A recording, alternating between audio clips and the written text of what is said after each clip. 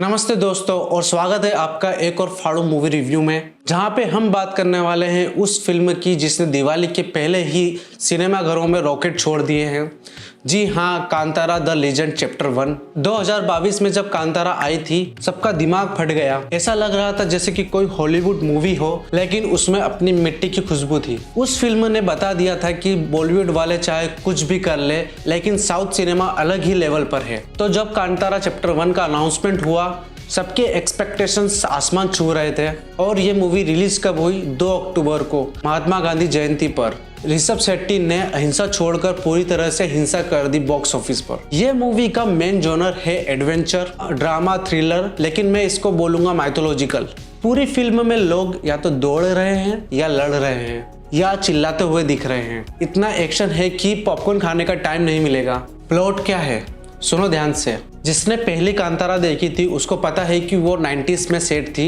ये वाली उसके 1000 साल पहले की कहानी है। यानी ऋषभ शेट्टी ने जब पहली फिल्म बनाई और जब वो हिट हो गई तो बोला चलो इसकी पहले की कहानी बनाते हैं। इतना पैसा आ गया तो एम्बिशन भी बढ़ गया। स्टोरी का हीरो है बेरमे, जो कि है ऋषभ शेट्टी। ये भाई एकदम बेडेस वॉरियर है जिसको उसके गाँव, उसकी जमीन और उसकी पहचान से प्यार है। और विलन है एक प्रिंस कुलशेखरा, जिसको पोर्ट्रे किया है गुलशन देवाय ने। अब भाई ये प्रिंस कम और एक मॉडर्न डे पॉलिटिशियन ज्यादा लगता है, जिसको केवल पावर और जमीन चाहिए। पूरी फिल्म इन दोनों की टक्कर पर बेस्ड है। ट्राइबल कम्युनिटी अपनी जमीन के लिए लड़ रही है और प्रिंस उसको छीनना चाहता है। और बीच में आती है देव, भगवान का रूप, जो बेरमे के शरीर में घुसकर इंसाफ दिलाता है। यार मान गए इसके विजुअल्स को देखकर। होमबाले फिल्म्स ने पानी की तरह पैसा बहाया है और वो स्क्रीन पर दिखता है। हर एक फ्रेम एक मास्टरपीस है। जंगल, आर्किटेक्चर, एक्शन सीक्वेंसेस, सब कुछ माइंड ब्लोइंग है। लगता है जैसे नेशनल जियोग्राफिक पे एक माइथोलॉजिकल फैंटेसी शो चल रहा है। ऋषभ शेट्टी भाई, इस बंदे का पैशन अलग ही लेवल पर है।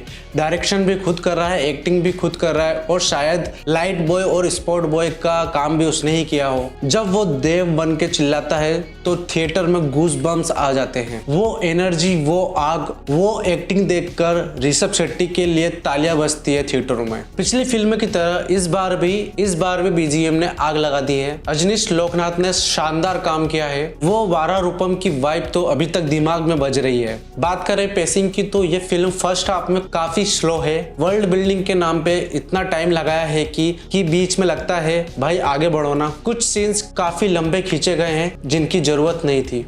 फिल्म में कॉमेडी डालने की कोशिश की गई है, लेकिन वो कभी काम करती है और कभी नहीं। क्लाइमेक्स अच्छा है नो डाउट, लेकिन जब आपने वो पहली मूवी का क्लाइमेक्स देखा है तो इसमें वो वाव फैक्टर मिस हो जाता है। वो एकदम रॉ और विसेरियल फीलिंग जो पहले पार्ट में थी इस मूवी में नहीं मिलती है। थोड़ा प्रिडिक्टेबल सा लगता है, जैसे बाहुबली पार्ट 1 और 2 में होता है। भाई जब कांतारा चैप्टर 1 इतनी बड़ी प्रीक्वल है तो इस मूवी का नाम कांतारा चैप्टर 2 कर देना चाहिए था। अब लोगों को समझाओ कि कांतारा 2022 वाली ही कांतारा चैप्टर 2 है। इतना कंफ्यूजन नाम कौन रखता है भाई? ऐसा लगता है जैसे एग्जाम में कंफ्यूज करने के लिए क्वेश्चन पेपर बनाया हो।